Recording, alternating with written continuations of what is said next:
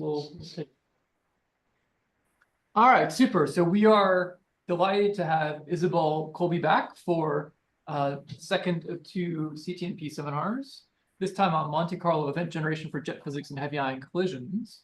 This is as mentioned before we started recording, this is the last CTNP seminar for the year. So save the best for last. For a brief bio, Isobel is a lecturer in the School of Physics at Wits. She received her PhD in 2019 from UCT before doing research visits at CERN and BNL, followed by postdocs in Seattle in the US and Santiago de Compostela in Spain.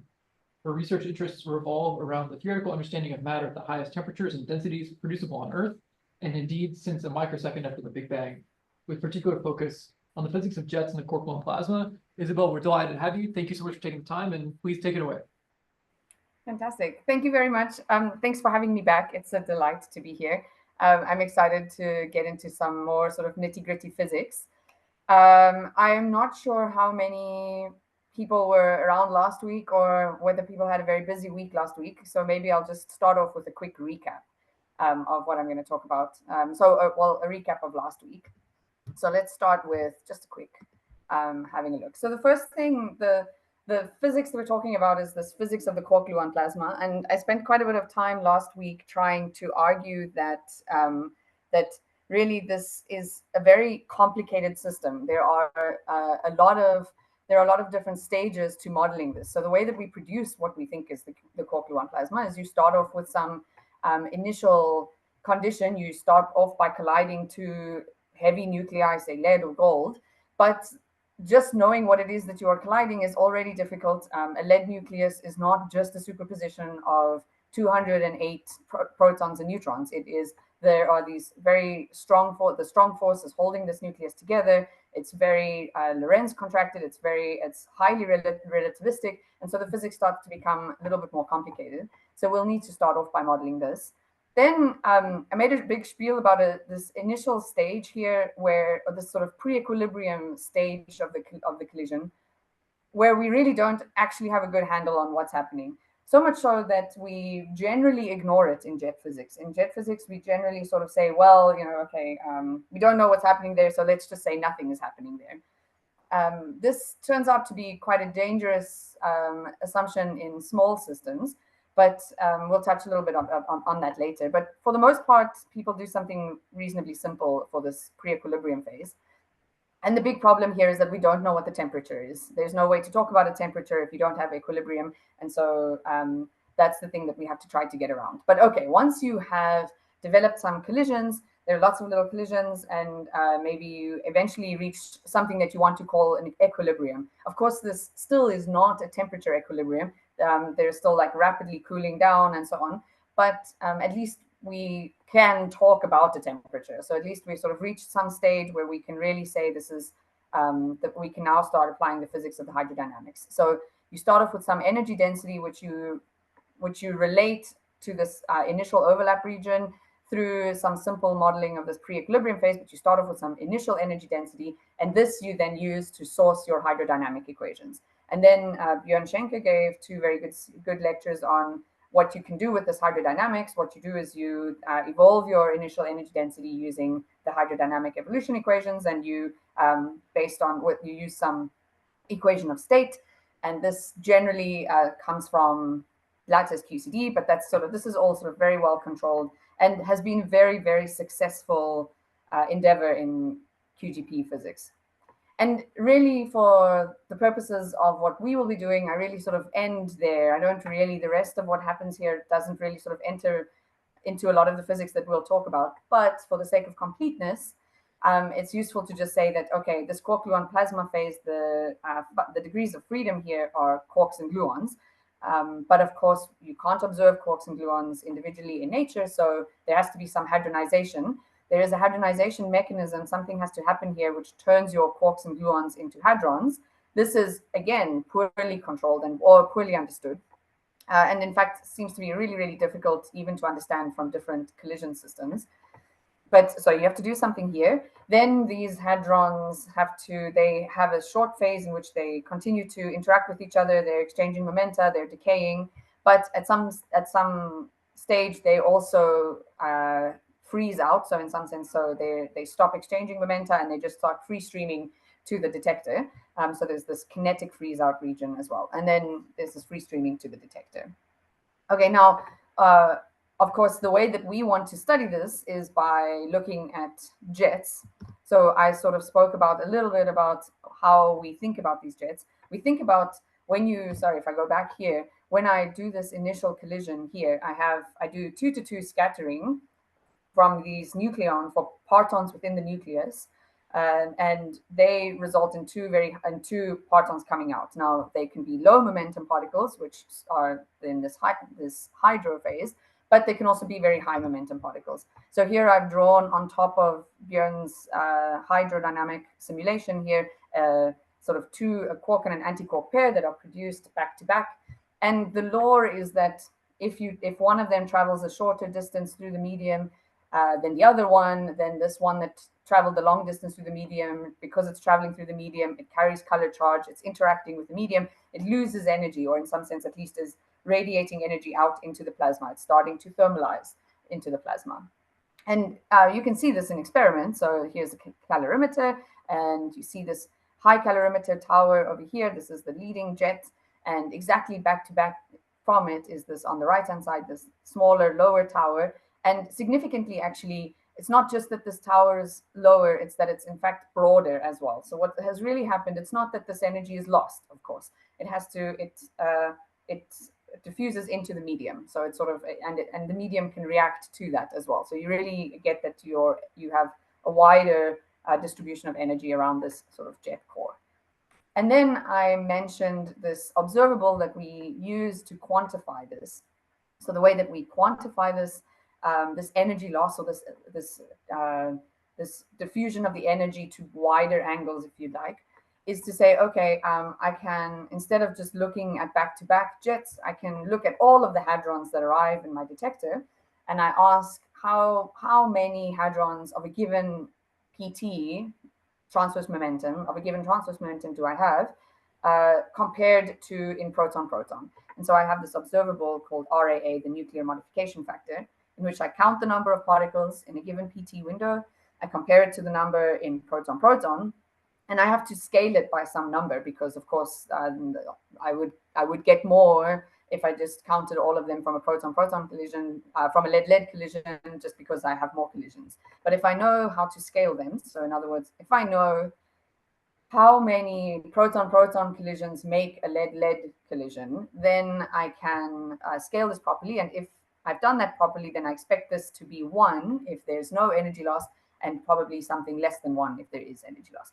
And I showed this result, this sort of very famous result, in which you can see that these are pi zeros and etas at the bottom here. These are different hadrons that have different quark contents.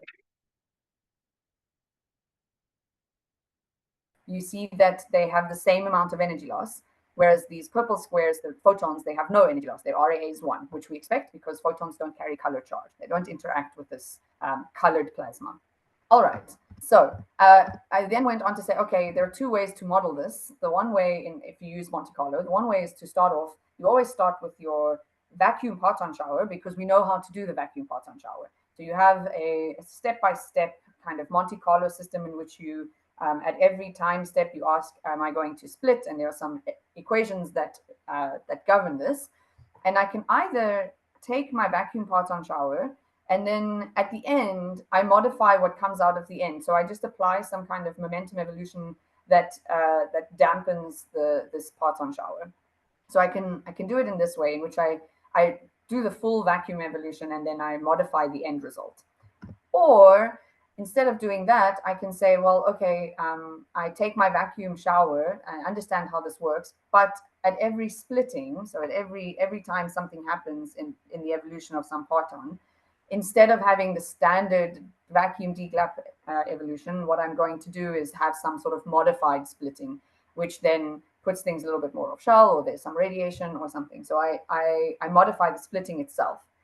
And the advantage of this is that you can do it, you can really have a different splitting, a different modification for every time step in the medium, which you can't do on the left-hand side. On this first option, where I'm modifying this fully developed shower, I really have to have some kind of average modification. All right, and then I briefly mentioned that one of the examples of this one where we modify the splittings themselves is a Monte Carlo called Joule, jet evolution with energy loss is what Joule stands for. I briefly spoke about how Joule works, and since it's going to be the core of what I will be, of the results I'll be showing, I think it's probably worth just focusing on it for a moment longer. So the way that Joule works is it starts off, it takes this 2-to-2 scattering from this initial collision, produces some number of back-to-back quarks or partons. They can be gluons or quarks. So it produces these partons, and then it has a vacuum evolution that it sort of starts off with the vacuum radiation, this DGLAP evolution. Good. What it can now do is, if you either run it in vacuum, or you can run it with a medium in which at every time step it asks, okay, what is the temperature and the density of the medium here at this point? That gives you some probability of scattering. Once you have decided whether or not you're going to scatter, you then ask, okay, precisely what is the temperature and the momentum of the fluid cell that I'm scattering off? So using that, I create a sort of a pseudo particle that I can scatter off. So then again, I just have 2-to-2 scattering, but now I'm scattering off a medium parton, this sort of some particle that I've invented, which has a momentum that comes from the fluid velocity and so on. Okay, and then I go on to the next step and the next step and so on.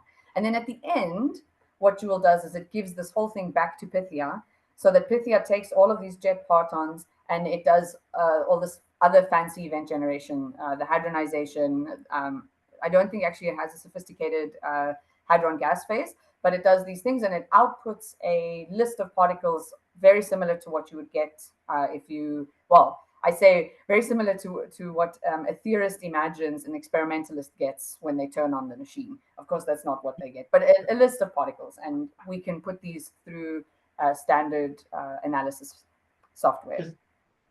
What I should say, is there a question? Yeah, 100%. Is there any back reaction on your medium from what you're putting in there, what you're radiating?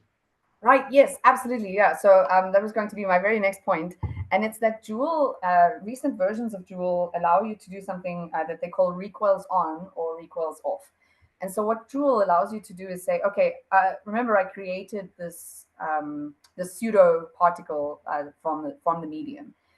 Joule can then, if you keep recoils on, it can then continue to track this particle. So it can then have this particle continue to move. And I don't think it actually allows it to continue to rescatter itself, but your radiated particles that Joule produces, they can rescatter.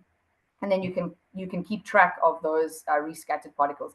And since, like I was looking for a bug the other day, so I was just sort of looking at these scatterings. And even in a helium gold collision that we simulate in this Joule software, you can get 150 scatterings for a single within an event.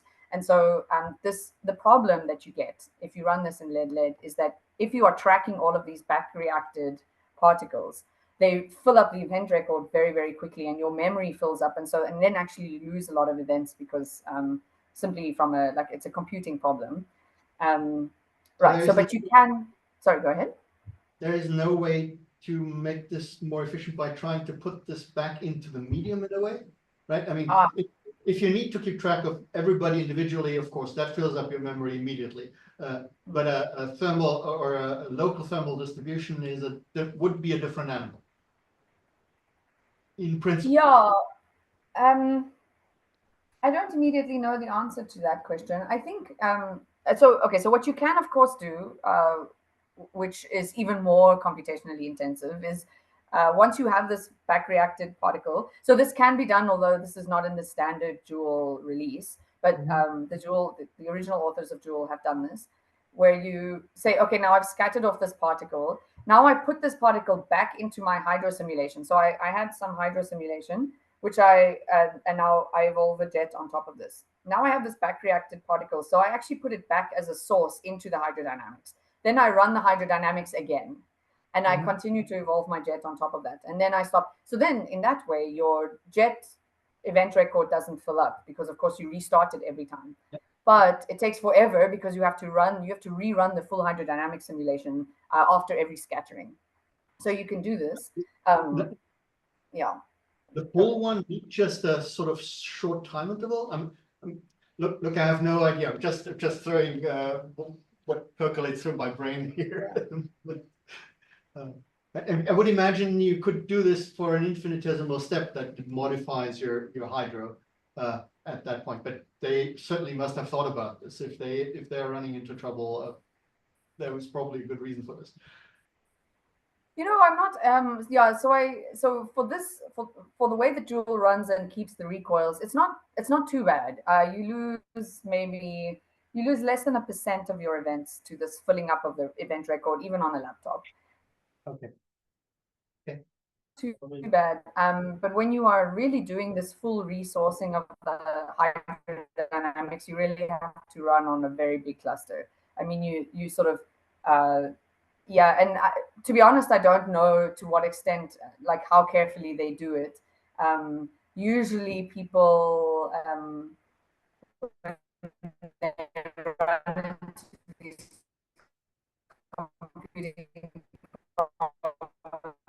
they try to do all kinds of fancy things, and so yeah, you lose a little bit of the sense of the real event by event simulation, because they then do these sort of averages and you say, okay, well, I can sort of fudge this a little bit.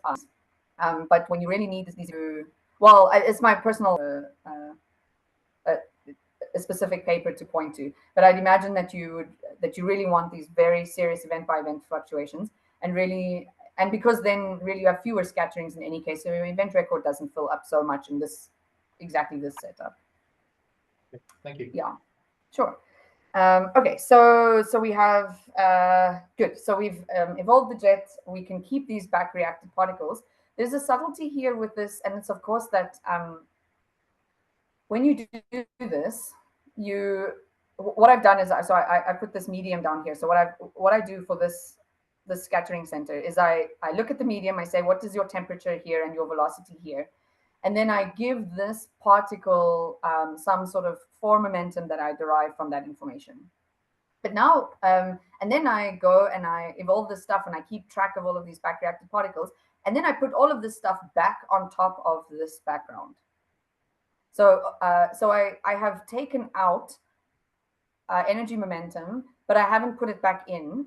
And then, so I have to be very careful about how I subtract this stuff again, because I haven't conserved energy momentum. By just sort of pulling out energy from the medium, I keep adding energy into my jet, right? Or into my sort of event record that I put on top of the Pythia event. So I have to be very careful about how I subtract this. And okay, so initially this caused big problems in Joule. The reason I want to say this is that often if you find yourselves at a conference where people will show often these Joule results with the recoils turned on, and you'll see a huge blow up of the results at low PT. And that's because the momentum subtraction has not been done correctly, that you have not subtracted this additional energy that you get from pulling out of the medium. And so it's just a sort of a point to be careful about. If you do decide to run this yourself, just make sure that you use the correct subtraction method, which now the newest Joule paper has what they've really argued for a careful subtraction method, and I have implemented in Rivet. So if you want to use it in Rivet, otherwise it exists, the C++ code exists as well. And you can easily convert the Rivet code to C++. Okay, so just be careful about, you have to subtract this in a careful way. Okay, good. Then I sort of ended off by touching on small systems by sort of saying, okay, if I have, how do I know that I've discovered the quark-gluon plasma? Well, what I say is I have to have these low PT observables. I have to see the signature of the quark-gluon plasma and the low PT observables that you learned a lot from Björn about. Then we argue that you also have to see the signature of the quark-gluon plasma from the high PT observables. That's these jets being quenched and so on. But of course, if you want to do any real physics, you have to have a control experiment in which there is no QGB, so that you know what it looks like if you don't have any QGB. And so what we do in principle is you have these very large collision systems on the left here, and then we do some, say, proton-proton collision here on the right. But then because we thought, we have to actually control for this lead nucleus, we have to know what the lead nucleus looks like to another nucleon that strikes it. You do these proton-lead collisions, or helium gold, or deuteron gold, or proton gold, and you assume that there's no QGP here. But as you already heard from Björn, it turns out that a lot of the low PT signatures of the QGP actually appear in these smaller systems, in the proton-lead collisions, deuteron gold, and actually it turns out even in proton-proton. So you see a lot of these low PT signatures in these smaller systems. What we will see now is that actually the high PT signatures are not there. So now you have to ask yourself whether this is this a real problem? Does this mean that we have misinterpreted the low PT signatures?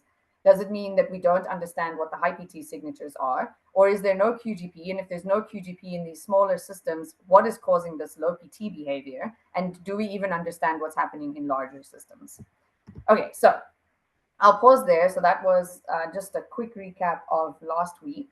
But I'll just pause for a second if there are any other questions from last week.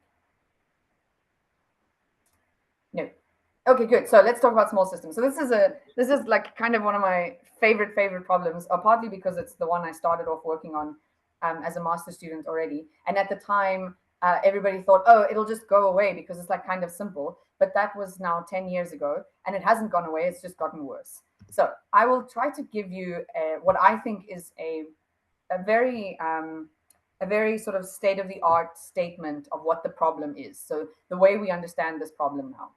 So we have this self-consistent picture in lead, or in AA, let's call it AA. So what I'm showing here is RAA at the top, this nuclear modification factor on the top, and in the bottom, V2. So this is now for, this is for heavy flavor. I show this just to sort of make the point that it doesn't just work for light flavors, it works for heavy flavors as well. But okay, so, and we understand this picture very carefully. So we understand that here in the low PT region of the V2, you see this rise in the V2, and we understand that this is because of strong coupling, multiple interactions, right? So this is this fluid dynamic description. We really have a lot of interactions. The low momentum particles are equilibrating because they're colliding with each other so often that you really have a fluid. Multiple interactions governed by strong coupling. Okay, this is at low PT. Then in this like intermediate PT region, so we don't, sorry, I should say that we don't really care too much about what's happening with the RAA at low PT.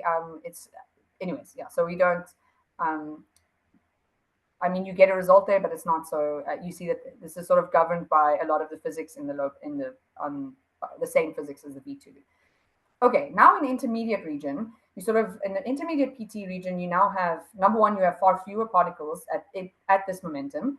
There are fewer interactions. There are still quite a large number of interactions, but fewer of them, and they are transferring much more momentum. And so what's happening here is that in the V2, you see this drop off in the V2. So in other words, fewer of the particles at this intermediate momentum are being driven by these density, these density gradients, right? Remember that this V2 comes from having an initial spatial anisotropy with the high density and the strong density fall-offs, so that you have very strong forces that push the particles out and give them more momentum. But in order to get that, you need all of these many interactions. What happens here in this kinetic region is that you have fewer interactions, and so fewer particles at this momentum are being pushed out like this. So the V2 falls off. What you do get, though, is that these particles are now far more, even though they're at a slightly higher momentum than your underlying plasma. So your underlying plasma really sits actually at sort of half a GeV, really almost, right at the bottom here.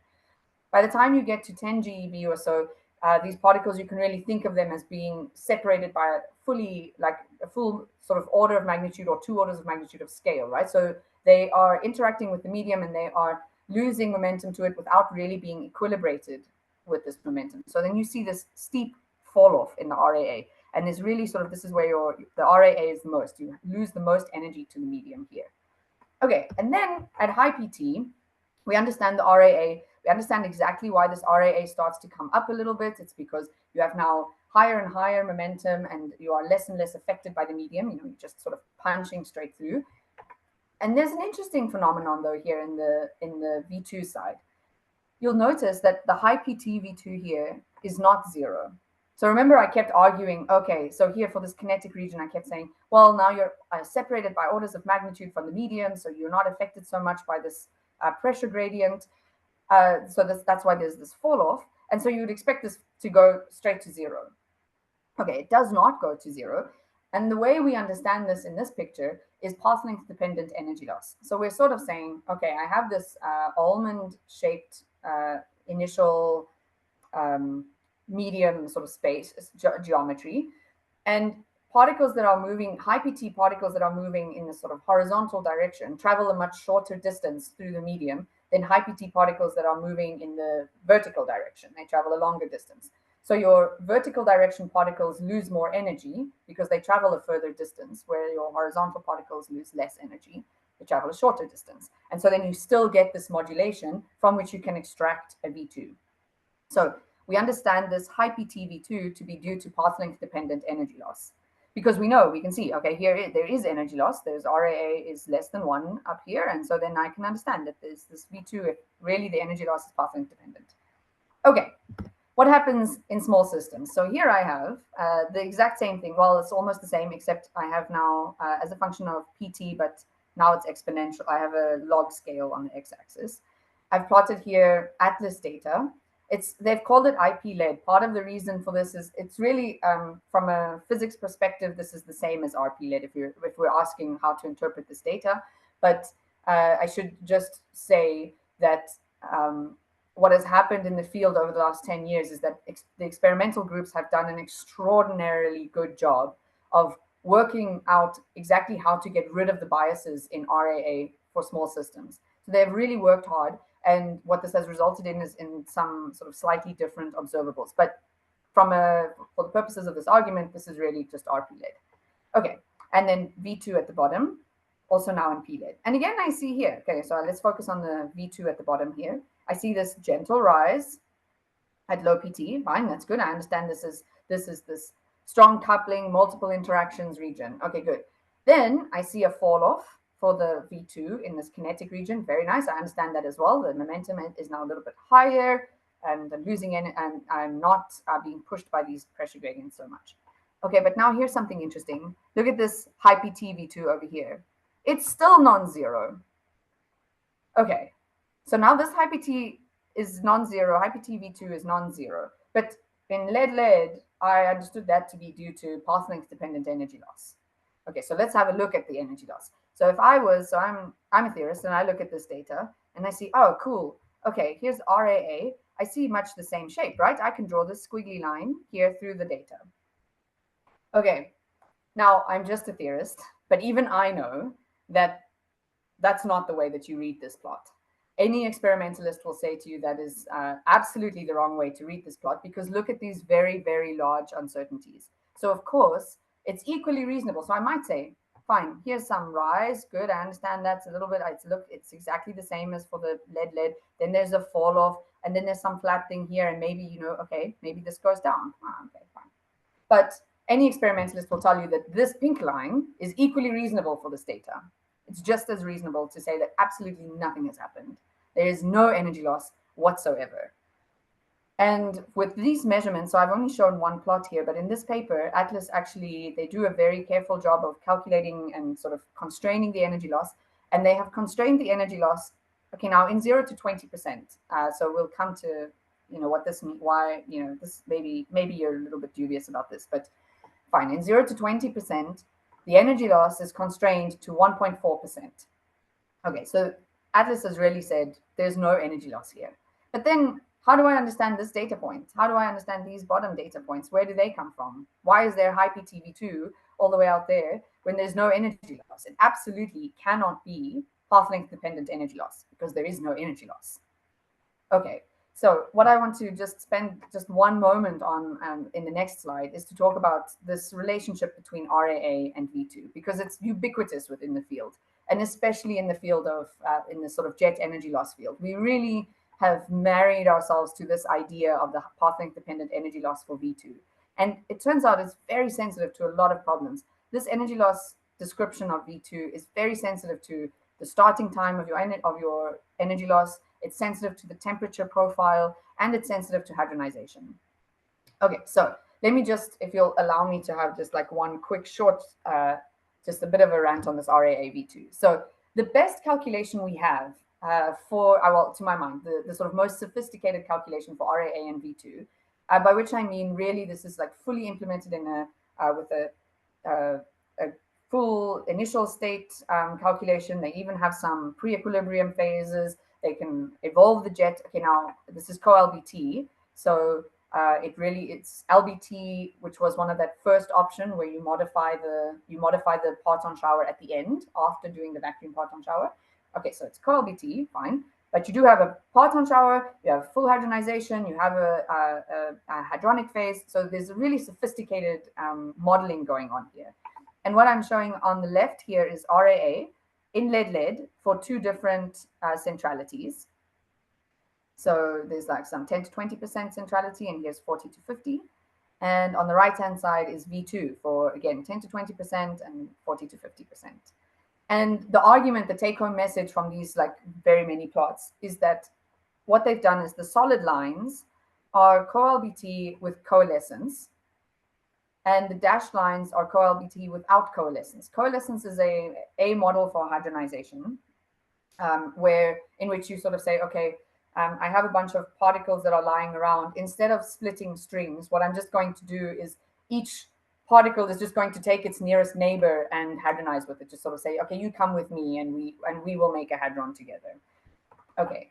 And it turns out that what you'll see is that the only way that you can really simultaneously describe the RAA and the V2 is with the solid lines. So here you see that the dashed lines don't really get the data. And here you see that the dashed lines really get the data wrong for the high PT V2 over here, and so on. So in order to describe this high PT region of the RAA and the V2 simultaneously, you have to have the hadronization correct.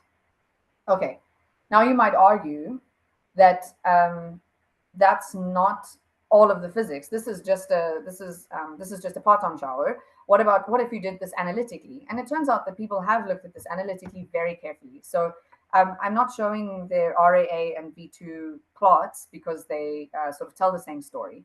What I just wanted to say was there was a big study done by Magdalena Georgievich, this is on the left here, where she sort of looked at these different temperature profiles. This is as a function of time, the temperature of the medium.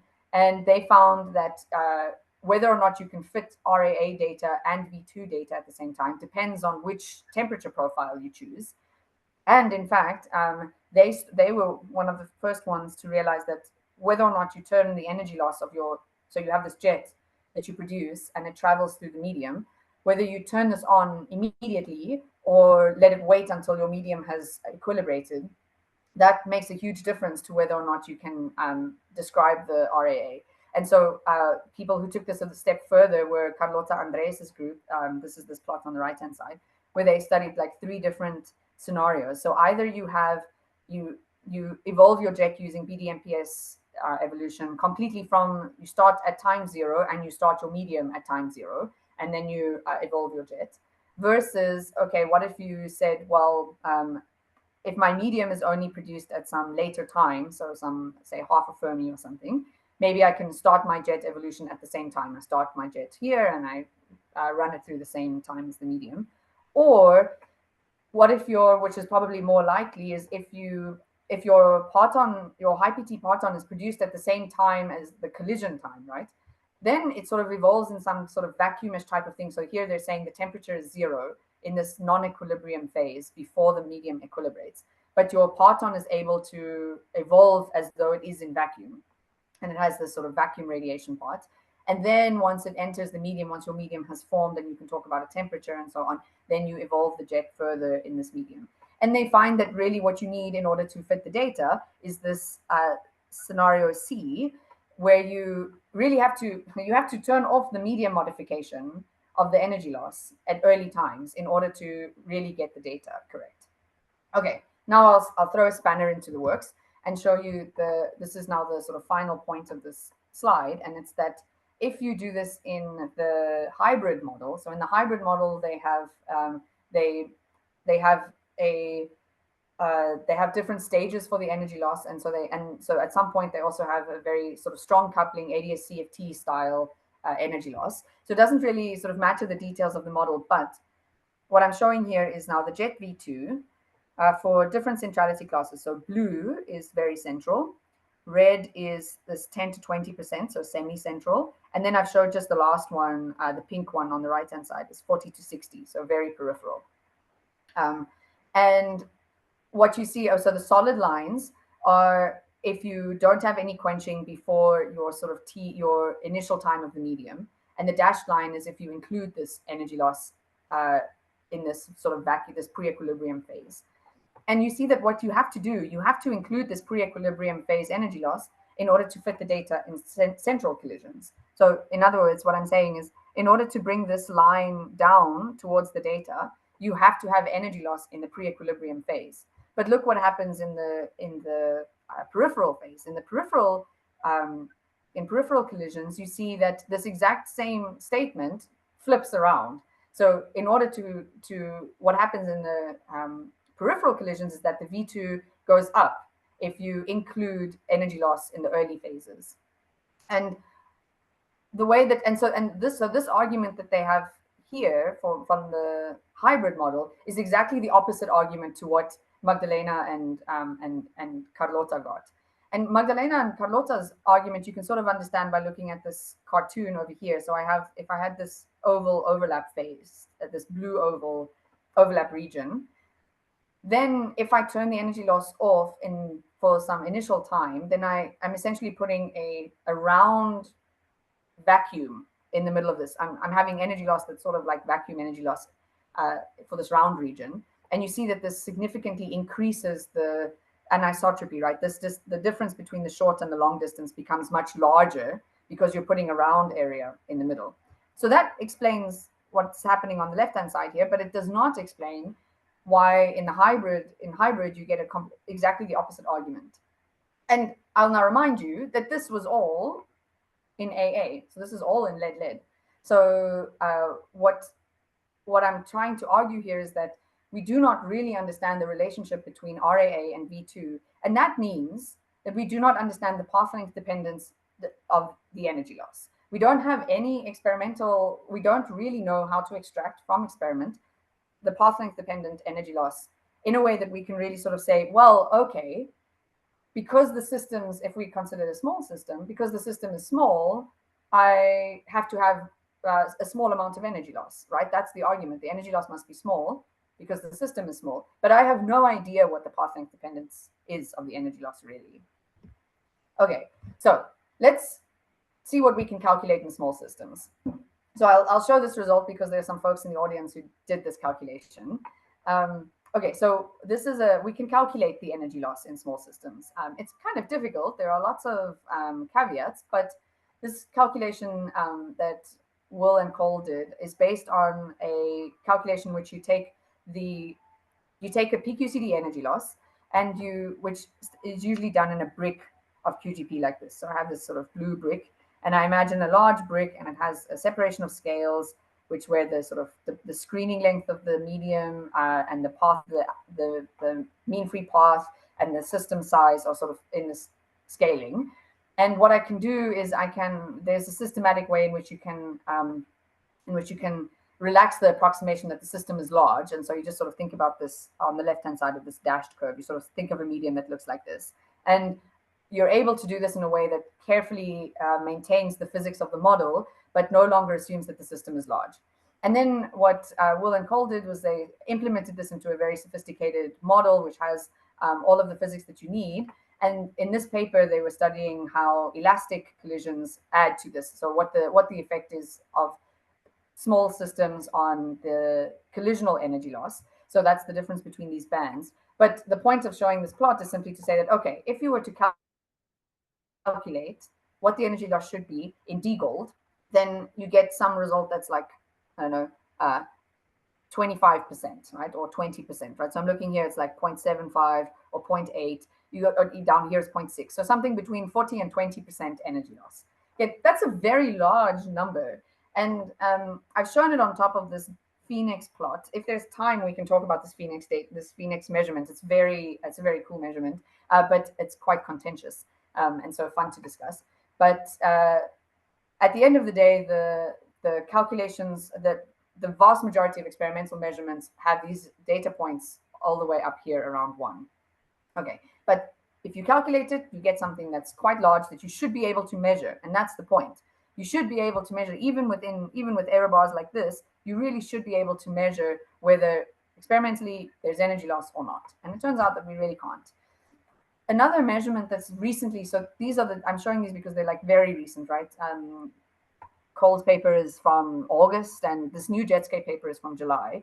So Jetscape has just developed, so if you remember from last week, I showed you that Jetscape is this modular framework in which they have really tried to make it so that you can have the initial phase and the hydro and the jets and the hadronized and the hadron gas phase all separately, and you can slot your own model into this at any stage. What they've now done is they've done a very careful treatment of the energy loss, the energy momentum conservation for small systems. So they've called it Xscape, so that it's for any collision system. And they've done a very, very careful, what they are careful about is when you do these, if I was to collide a proton into a lead nucleus, for instance, and I have a hard 2-to-2 scattering, then I should really keep in mind that I'm taking this very high momentum out of this amount of energy that's deposited. So I have less energy that is available for producing a plasma. And so they've taken this into account very, very carefully. And then they've done an energy loss calculation on top of that. This is kind of, because it's a sort of a preliminary paper, this is really just matter energy loss. So it's just this modification. It doesn't have the full LBT in it. But in any case, it's on top of Alice data. And you see that it sort of sits there at 0.9 or something. Okay, when I first saw this, it's supremely unsatisfying, right? Because it's not just that it sort of says, oh, the energy loss is like whatever, it's sort of kind of small or whatever. What it's really saying is that you cannot make any distinction here between whether there's energy loss or not. And that's the thing that sort of drives a lot of my research, is that this RP-led RAA doesn't help you. It has no distinguishing power whatsoever, even if there is energy loss, because in this model, for this calculation on the right-hand side, there is energy loss. They have included it, but it's so small, you can't, you wouldn't be able to use this observable to measure it. Okay, so what else can we do? So first, just quickly, because there was a statement about this last week, and I, because of the bad connection, I wasn't able to answer the question. So I've made this a little bit more formal. So why is RAA not ideal for small systems? And I just have this like list of arguments, but it comes down to really this plot on the right-hand side. So if you look at this plot on the right-hand side, what it comes down to is we do not know how many binary nucleon-nucleon collisions there are in a proton-lead collision. And the reason for this is, if you look at the like far right plot, what we are able to measure experimentally is the multiplicity. This is on the y-axis. So I can only measure how many particles arrive in the detector. I can then use a model to tell me, okay, if I have some number of particles that were produced, I can relate that to the number of participant nucleons. This is n part on the x-axis here. And in lead-lead, on the right-hand side here, in lead-lead, this relationship, which I use, so this is done in Monte Carlo, this relationship is very narrow. So it's very easy. If I measure 15,000 particles, I just walk across here and I see, okay, good, that's fine. That was somewhere between 350 and 400 n part. Great, perfect. I can do this extraction. But in proton lead, on the left-hand side, this is the same thing, right? Multiplicity on the y-axis, n part on the x-axis. I can't do that at all. This correlation is much broader. So if I measure 400 particles, I can have anything between n part of 10 and n part of 30. This is it's impossible to know how many participant nucleons there were. And this comes down to the fact that what I've done is I've sort of, essentially if you're zooming in on this on the right-hand side. But the reason this is hard is because when you collide these, when you do this 2-to-2 scattering, you don't know, once your parton has traveled a bit and it has radiated some particles, and then in your hadron gas, there has been some sort of some decays and so on, you simply don't know whether seeing a large number of particles is because one very high momentum particle has decayed into lots of smaller, lower momentum particles, or whether you really had initially produced lots of low momentum particles. So you are reliant on this sort of jet fragmentation. So this is this bottom point over here. It's like you're sensitive to exactly how that's done. You're also, of course, now you're reliant on a reference system. In order to do RAA, you have to have a PP collision at exactly the same energy in order to do that in a controlled way. So this is a problem, for instance, when we do the oxygen run next year, when the LHC does the oxygen run, there is no planned PP reference run for the oxygen run. They'll do a PO, a proton oxygen run, but there is no planned PP reference run, which means that you introduce a huge amount of uncertainty in your theoretical calculation. So this is a problem. Okay, RAA is also very dependent on the sort of steeply falling production spectrum. So of course, that's what it relies on. You say, I have the steeply falling production spectrum, and if my particles lose energy, they shift to the left. But this means that you're really only sensitive to large energy changes. You're also sensitive to the PDFs, the parton distribution functions, and the nuclear parton distribution functions, because they determine the spectrum. And then, of course, it's also species dependent, by which I mean it depends on the exact systems that you're colliding, whether you're doing gold, or oxygen, or lead. And what this means is that this careful interpretation that we have of going from a large system to a smaller system to a smaller system, that sort of starts to fall apart, because we already know that RAA is different in, say, xenon, and lead, where those are much closer together. Okay, maybe just because I see I'm running out of time, I'll just make this last point quickly. And it's that at the end of the day, what RAA is supposed to do is quantify the change in the energy loss, the change in energy, right? This delta E. But delta E depends on the path length. That's just from analytical calculations. We see that the energy loss depends on the path length, although we don't know exactly how. And the path length itself depends on the number of binary collisions. So while we sort of say, okay, if you have more binary collisions, you have a larger system. But NCOL is reasonably uncontrolled because we don't know NPART. Okay, because we don't know what the number of participant nucleons are. We don't really know what the number of binary collisions are.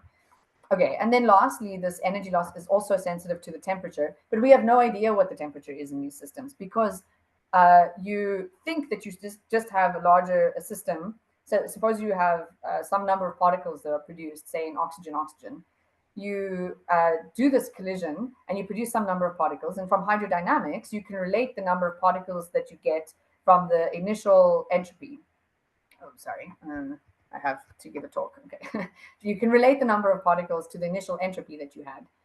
But this entropy scales like the temperature. And if you have a higher temperature, so a smaller system with this that produces the same number of particles has a higher temperature, because you have the same entropy, but in a smaller volume. So your entropy density is higher, so your temperature has to be higher.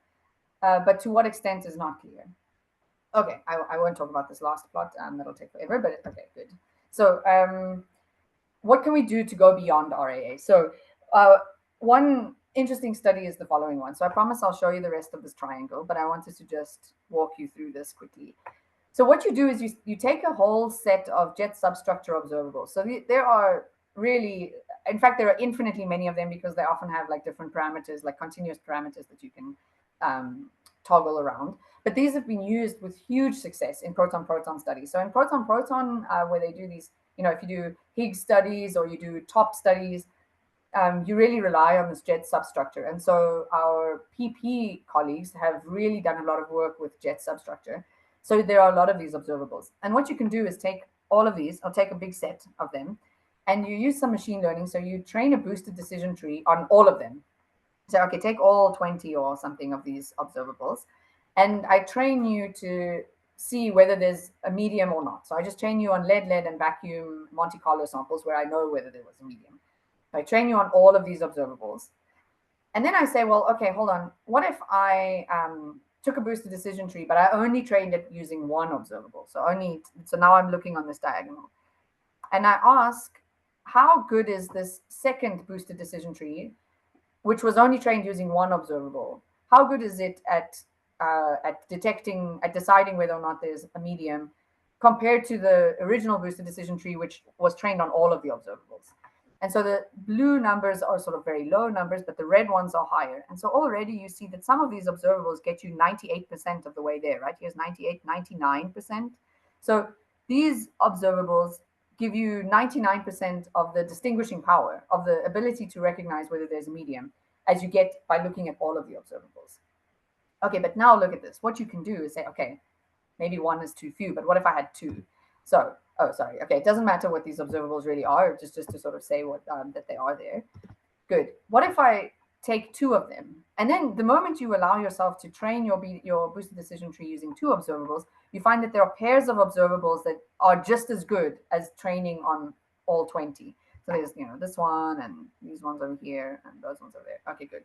So you want to be able to use these observables to, so it's clear that these observables are very sensitive to the presence of the medium, whereas others, say these, you know, like these blue ones, they're not so sensitive. Okay, but that's fine. Okay, so maybe we can use some of these. It's not immediately clear which ones will work. And I will say that I spent quite a bit of time coding a bunch of these observables, and it's clear that I am not machine learned. But okay, there's another option. What seems clear is that what we need is a space-time picture of the medium. So you really want to be able to get a handle on all the different stages of this evolution, because the medium, the energy loss depends on, okay, for one, the path length, but also the temperature and the density. But the temperature and the density are evolving very rapidly. So what you really want to try to do is see if you can get some space-time picture. And very recently, Liliana, who also gave a talk earlier in this series, earlier in the year, they've developed something they call time reclustering. So they take the usual sort of KT, these sort of generalized KT algorithms in which you cluster a jet, and then you sort of collect, you cluster a jet, so you choose them in one way, and then you decluster it and you sort of reorder the particles in a different way. And what determines how you reorder the particles is this P. So I'm not going to walk through this is the algorithm, but it doesn't matter. The point is you have this parameter P, which generally you use 0 or 1 or -1 for different sort of specific physics applications. But what they realized is if you use P is equal to 0.5, you end up being able to tag a splitting in your jet tree, which you can easily relate to to the formation time. So something called the formation time, which is to say how long does it take for your radiated particle, so your splitting, to be really seen as two separate particles versus just one particle, one color charge, two separate color charges. And it's really sort of fascinating what you're able to do with this. If you take here's just the number of jets as a function of this formation time, and here's your sort of your jet sample, and you say, okay, well, let's look at this. Here's some sort of median amount of like formation time. So here's a median formation time. I'm going to choose this formation time, and I'm going to call things with a longer formation time. I'm going to call them late formation time jets, and jets with a shorter formation time, I'm going to call them early formation time jets. Okay, and if I do this in pp, so now here's now I'm plotting. Okay, as on the x-axis is the boson jet asymmetry. So I tag a jet with the boson going in the backwards direction. So I know, and then I say what's the difference in pt between these two. Okay, the full distribution is this black curve. And then I have my early time and late time distributions, the blue and the red in the middle here. Okay. In PP, no problem. There's no difference. You don't learn anything new. But look what happens when I go to lead-lead. So if I go to lead-lead, this is the same thing now. So the dijet asymmetry, or the boson-jet asymmetry on the right, on the x-axis, and my two different distributions. And you see how they split out. So I've got here my early formation time distribution has split away from my late time distribution. And that's because if I have a splitting early on in the formation, in the sort of development of the shower, and in the evolution of the medium, of course, if I have a splitting early on, then very quickly I have two particles that are losing energy individually, separately. And so together they lose more energy. Whereas if the splitting happens later on, I'm for a very long time traveling through the medium as just one color charge, which is losing energy, but less. And then when it splits eventually, okay, it loses energy, but now far less. This is the same as saying, why do jets lose more energy? It's the same statement, but now done in this sort of very careful way. Okay, I had hoped actually to have this, to show you results for this, but they are not ready. So I apologize for that. But they will be in the paper very soon. So I apologize. I just got the code recently. So, okay. So what are we going to do? How do we study this? So what we really want to do is we need some tool in order to really study what jets are doing on top of a hydrodynamic background. So what I've developed is a hydrodynamic interface for Joule, because Joule doesn't standard come with this. Joule produces its own medium, which is almost an analytical sort of very simple calculation. It's publicly available on this GitHub repo, so you can see it there. I'm also not the only person who's done something like this. There is a paper by some folks in Brazil who did something similar, but their code is not public. So, so I think, okay. So, but we have actually spent a lot of time talking together. What is true of this sort of interface, just some quick statements, is that it's built on the simple model for Joule. So it is exactly in the same way. It has a very sort of similar use of the temperature and velocity for the scattering centers. It also is similarly separable from the main Joule code, which means that I haven't touched Joule's parton shower. I've just changed the way that Joule reads the temperature. Okay. I've also sort of made it so that you can use any 2+1D background. So you can use backgrounds from your own hydro simulation. You can take from Trajectum, you can download Trajectum and run some Trajectum. You can download music and run some music. So you can do this. And I've included some scripts that extract that sort of make it kind of nice and easy to feed this information into Joule. There is some subtlety around the jet production. So what I've plotted here on the bottom is so this is what you would get, say, from music, the locations of the binary collision. So each red cross here is sort of in the XY plane, the locations of the binary collisions in some given event.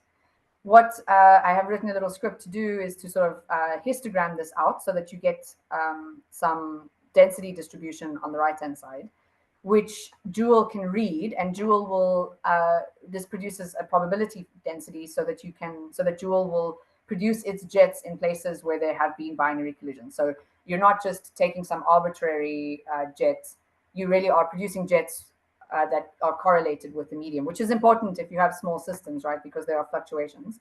So that's important. The other important thing that we've done, which I've really only recently done, is that the effective density, it took us a very long time. So I had actually worked this out and with the folks from Brazil, but we were quite sure the answer was wrong.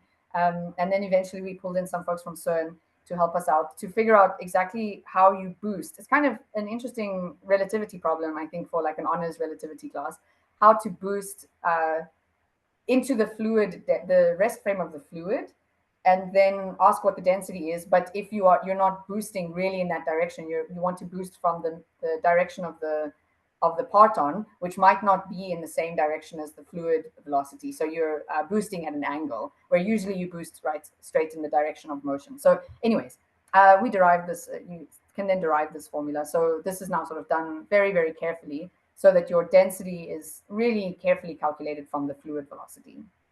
Okay. Here's just some sort of quick validation, maybe I'll skip this, just to say that we've done a careful validation of the code. We know that it's sort of, it produces some ways things you are expecting to see. I've recently run this on Trajectum. So I've started working with, so Trajectum is a hydrodynamic code written by Holbert Naes, and then he developed it as part of his PhD at Utrecht, but then at CERN and at MIT as well. So this is now sort of a larger project, and this is also publicly available and really easy to use. It runs super fast, and it contains all of these different stages of the medium.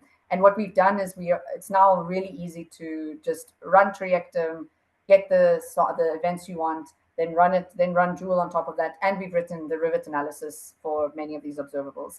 The important thing about Trajectum compared to music, for instance, is that they have really done full Bayesian analyses for their for all of their parameters. So I've invented this word, Bayesianized parameter lists. So you can be sure that the hydrodynamics has been tested carefully, and it's not tuned, right? We're not tuning the jet to the hydro.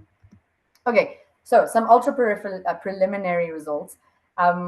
We have, I will show them in increasing order of impressiveness, but sort of decreasing order of importance, I think. So this is one of these very sensitive jet substructure observables, where I've plotted here the vacuum, this Joule simple, which is the red curve, and then the hydro on top of triectum in the blue curve. Okay, I agree with you that the statistics are very bad. We have to run them again. I ran this on my laptop, so it's not, that's actually quite impressive, I think, for running on a laptop. But okay, maybe there's not any real distinguishing power between the vacuum and the hydro here. Certainly, you can't tell very much of anything. Okay, so let's see if we can see something a little bit more interesting. Here's the jet mass. So the jet mass is it's a standard observable which has been very good at picking out problems in parton showers. And in fact, the early Joule codes were not able to reproduce the jet mass. New Joule codes can do this. And what I've plotted here, okay, again, the green is the vacuum. Red is Joule's simple medium. Blue is the hydro. But what I've done for the hydro is I've run 1,000 Joule events on each of 500 different triectum profiles. So in other words, I have real event-by-event fluctuations on like 500 different event-by-event fluctuations on lead. But then just to sort of show that this is kind of important, I have these softer lines, these thinner lines. These are 200,000 Joule events on each of sort of 10 randomly selected triectum profiles from these 500. So what I'm trying to say here is that, okay, what if you had not done an event-by-event thing, then and just chosen arbitrarily one of these other curves, and you would have gotten one of these lighter curves, not the dark curve. So, okay, at the moment for here, this is not yet serious, but now I will hang my head in absolute shame, and I will show you a plot of RAA. Okay, so RAA, I'm sorry, are you laughing at me? Okay, so in RAA, you can clearly see that this is important. So there's this, here's the red curve. This is Joule's simple curve, Joule's simple medium. The thick blue curve is this hydrodynamics, again, this 500 triectum profiles with full event-by-event fluctuations. But then these, again, the thin curves are these, if you had run on just one of these triectum profiles. And you see that you really need to do the full ensemble. There's fully a 20% variation here, even with these poor statistics. You can see that this is really important. And I've randomly selected events. I didn't even go and look for ones that were very different. They were just randomly selected. I had Mathematica choose ones. So already in the RAA, this is important. But it's clear that the individual observables that we have had time to look at so far haven't yet thrown up any of these sort of, what we were looking for is a jet substructure observable that is sensitive to this, so not RAA. But we are in the process of running this on smaller systems. We run it on smaller systems, but it's difficult to show these results sort of publicly because, well, number one, the triectum hasn't been Bayesianized yet on small systems, and there are some sort of subtleties in the very small systems for Joule. So, anyways. Good. So what other physics can you do with this? So initially we wanted to just explore these new observables in order to look at different collision geometries. But it turns out that actually even in lead you can do, or in AA, you can do far more sophisticated jet physics with this. So the first question is this problem that I spoke about earlier about varying the initial start time of the energy loss and the time of the medium. And in fact, if you can come up with a reasonable model for this pre-equilibrium phase, you'd be able to run Joule on that. And so I'm working with some folks in Germany to think about that. There's also this question about a jet in a flowing medium. So if you had some particle that sort of evolves, a jet that evolves in this way, so this dashed curve is what you would usually think about. If your medium is flowing transverse to the jet, then you would expect the jet to sort of bend in the direction of the medium. This you cannot study in standard Joule, but you can do that with this Joule that we've got now. And so I have also got in the background some like a project with some other folks to look at how to do this and whether you can come up with an observable that will really pick this up. So I think that's all I wanted to say. Oh, okay, yeah. So there's right. We could do time delays, the flowing medium, and we really want to think carefully about the RAA and V2. It seems to me that I think that's really, really poorly controlled, and we have an opportunity here to do that carefully because the jet V2 is calculated in a reasonably simple way, and we have the rivets analyses to do this. So that'll be very interesting to look at as well. So good. So I'm sorry, I'm running a little bit late, but just in summary, I try to argue that RAA does not serve us in small systems. We can look for other observables. We are going to have to use some innovative techniques. We have to look at machine learning. We have to look at other showers, other ways of clustering jets. In order to look for these observables, I've developed a tool that will help us to run Monte Carlo, whose physics is easy to understand in the sense that it's clear and it's clean. It's not so complicated and closed off as you would in these far more like in something like Jetscape, where the interactions between the different sections are difficult to separate.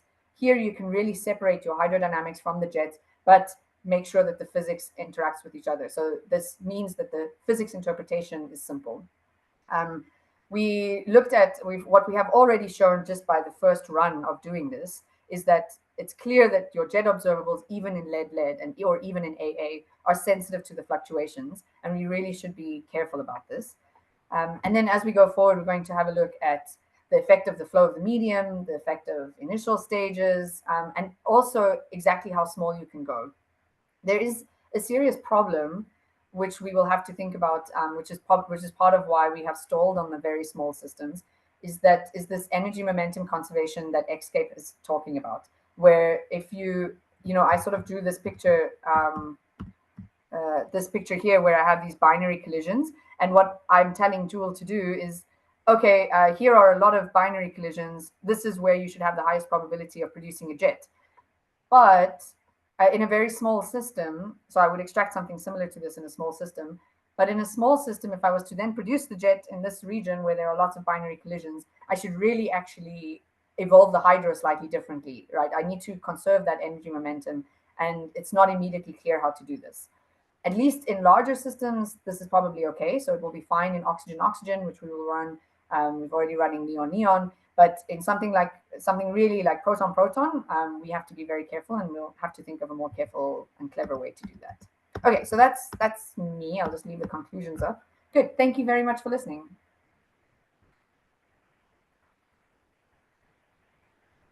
Super. Thank you very much, Isobel. Questions from the audience? Yeah, Cole, please go ahead.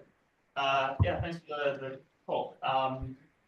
Maybe, yeah, I actually did want to ask you about that Phoenix data that you alluded to. So I'm curious, because to me it seems like quite a natural thing to do is what Phoenix did for that paper, which is, like you said, there's all these problems with figuring out the number of collisions from a theoretical standpoint, and it's really wide. Exactly, this top part, they're very not correlated.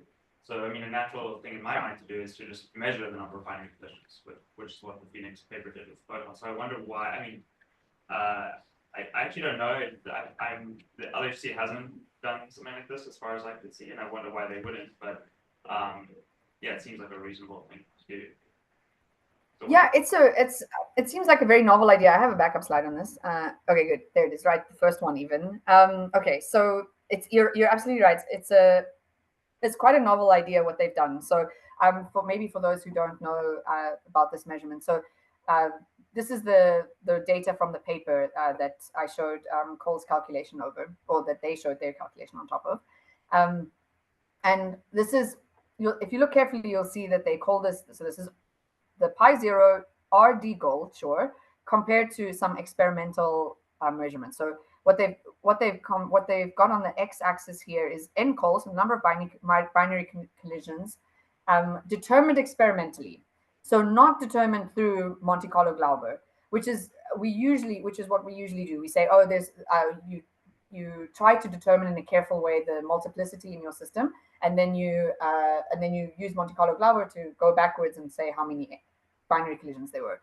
what Phoenix did was they said, well, hold on, actually, there's something else that scales like the number of binary collisions, which is not affected by the medium, and that's the photons. So you can compute, what you do is you find the photon RAA, which should be 1, right? And you divide this by or you take you use that as your denominator. So you have in your numerator, you have the pi0 RAA. And in this way, what you're doing is, because you're taking a double ratio, you are dividing out this need for the Monte Carlo NCOL. And so you have something that is really, you see how they've drawn the averages here, right? It's really a double ratio. Okay, so this is a really novel approach, and I think that maybe that answers part of why this hasn't been done at the LHC. Maybe just people haven't thought about it, I'm not sure.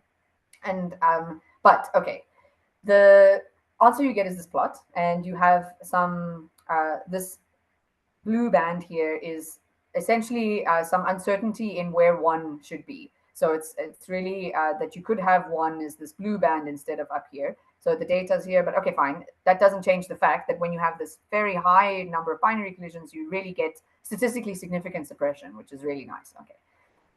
One of the controversies around this, of course, okay, now it's important to realize that this is the only of a slew of different measurements.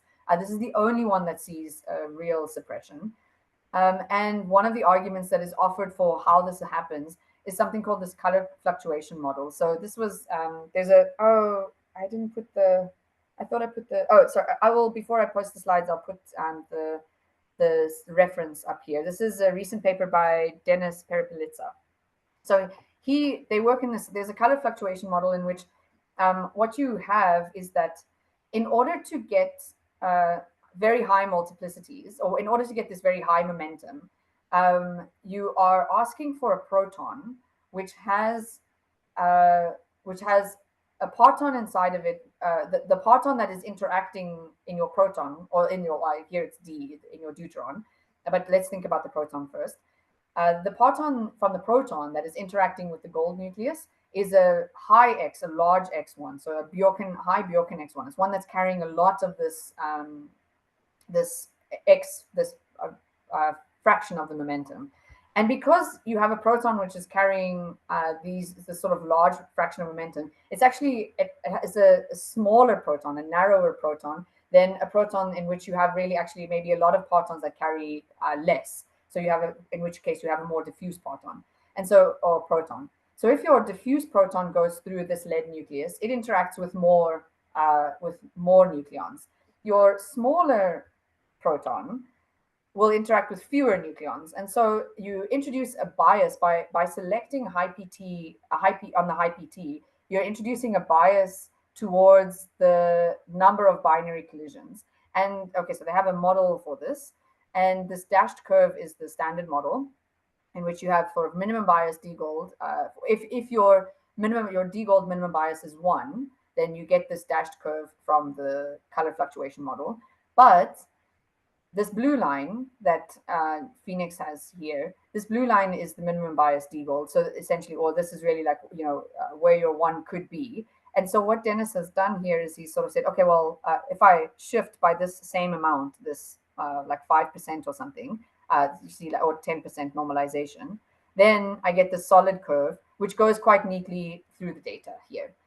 And so, okay, I'm not saying that this is a definitive argument, because of course, again, the uncertainties here are very large, but it does sort of make the point that even if you're doing this sort of double ratio, right, you still have a bias. It's still difficult to get away from this bias in the d-gold, which is a pity, right? Because it's such a beautiful measurement, and you're right, it's like very smart way to do it, and like a clever thing to do. But you can't get away from this this bias that comes in from asking for a high PT parton. By asking for a high PT parton, you're asking for a hard 2-to-2 scattering, which means that you are selecting on protons that are smaller. So you introduce an NCOL bias, yeah, which it turns out you can model. So you can actually model that bias. And if you do that, you unfortunately get this same suppression.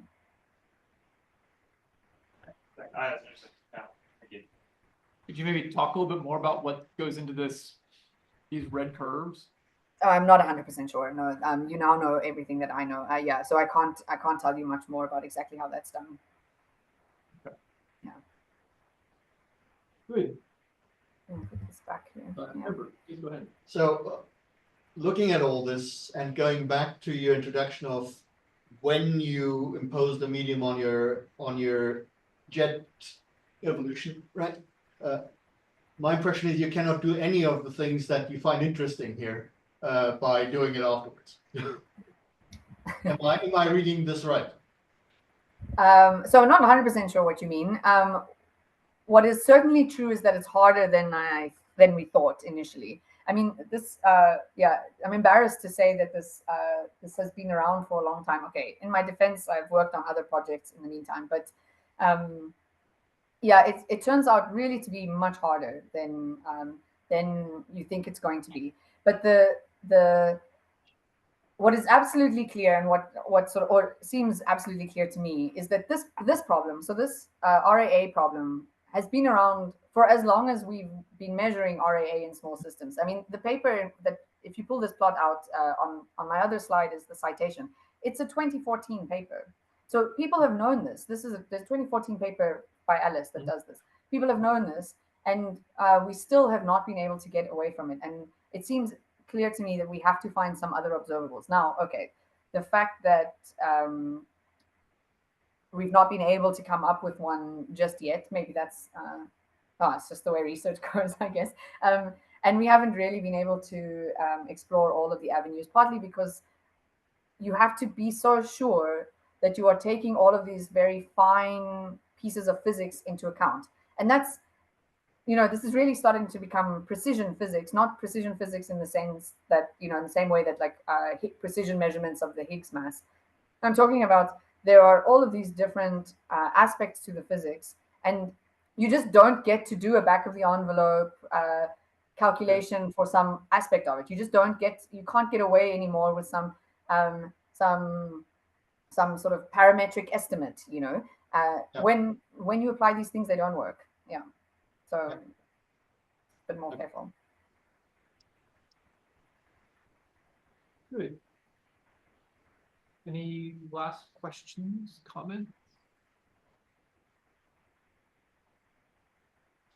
Super. That was really, really nice. Thank you so much, Isobel. Thank you so much for having me. This was great. Great finish to the year. Yes. Well, okay. I'm glad you felt that way. For me as well. I enjoyed it.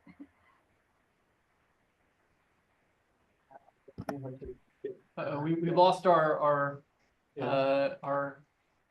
driver, so we need to figure out how to. Okay, so I think I can probably stop the sharing at least. Yeah.